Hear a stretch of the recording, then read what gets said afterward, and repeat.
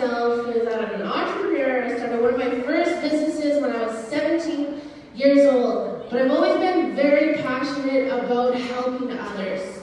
However, I had to start by helping myself and learn one of the most important lessons that anyone has to learn growing up.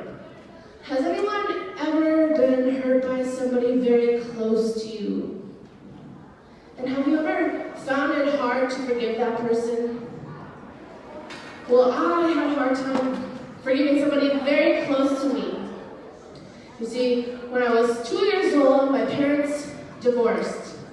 So my mother moved us from Cormorant, Manitoba, all the way up north to Thompson, Manitoba. It was me, my 6-year-old brother, and my mom.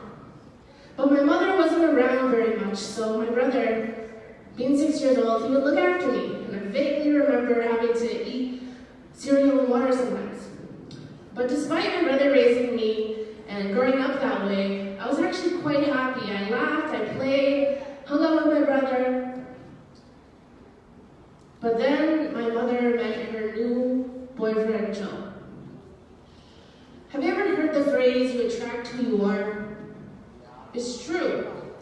Bullies, they tend to spend time with other bullies. A students tend to hang around other A students, and alcoholics like to spend time with other alcoholics. Life went downhill fast. Sure, my mother had more money to buy us groceries, to go play bingo, and we had a bigger house, but there was more yelling in the household, and a rule I absolutely hated, which was bedtime at 7 p.m. In the summertime, the sun's still in the sky, I could hear kids playing, but I was just lying there in bed, having to go to sleep. It was already in a negative environment from the start, but then the abuse started. Not only did Joe abuse my mother, he abused me as well. And when you're abused by an adult, they tend to manipulate you into staying silent. I always wanted to tell my mother what was going on, but I never had the nerve to until I turned 12. And one day, when my mom got home from work, I ran out to her and I said, "Mom, I need to tell you something." And before she even got out of her vehicle, I said it. Joe's been abusing me the entire time we've been together. And in that moment, there was silence between us, and I wanted nothing more from my mother to react, to say something, to console me. And she stepped out of her vehicle, and from her 5-foot, 10-inch frame, looked down at me and said, "Allie, I think you should go live with Uncle Ron." Have you ever had a million thoughts running through your mind, but you just couldn't say anything? I felt hurt, I felt betrayed, and even more, I was so upset that my own mother didn't believe me. For the next 3 years, living with my uncle, I tried to forget what my mother did that day, but I always had these negative feelings with me. And luckily, I had a positive distraction from everything. And that positive distraction was reading. And one book in particular changed everything for me. Have you ever felt alone, as if you're the only one going through what you're going through?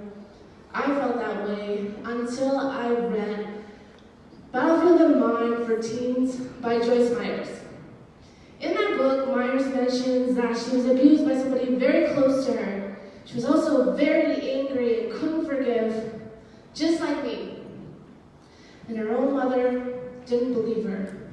Sound familiar? And as I read this book, I began to realize that forgiveness wasn't an option for my life. Myers mentions in her book that positive thinking produces a positive life.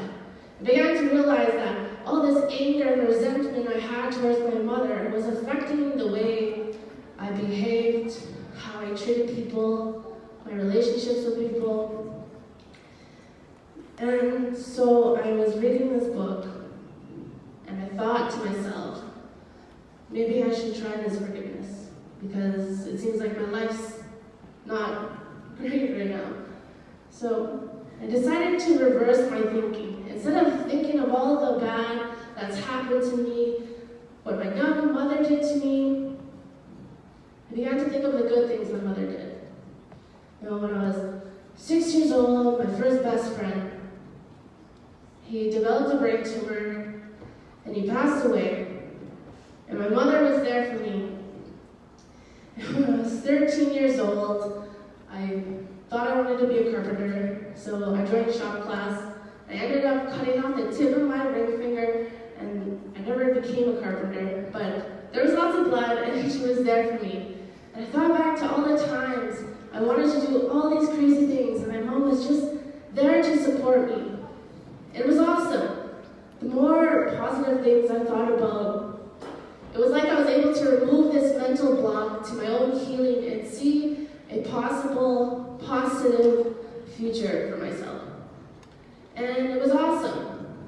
Things got a little bit better. When I was 16 years old, I finally moved back in with my mother. She no longer drank. She was no longer with Joe. Our relationship was good, but not yet great. And one day, we were sitting on our brown couch. And we just finished watching a movie, just as we always did. But this time, it was different. It was quiet, and she was just staring at me. And she said, "Allie, I'm sorry I didn't believe you before, but I do now, and I'm so sorry." And tears welled up in my eyes, just as they did when I was 12 years old and I first told her. But instead, these were tears of full forgiveness. Sometimes, when someone hurts you, you may receive an apology or you may not. But forgiveness doesn't start with the other person. It starts with you. Forgiveness is an act of kindness to yourself. Life is short, so when you spend time being bitter about something that you can't change, try to focus on being better. And if you find it hard to forgive someone, focus on the good, because it's your focus that determines your feelings, your future, and your life. Thank you.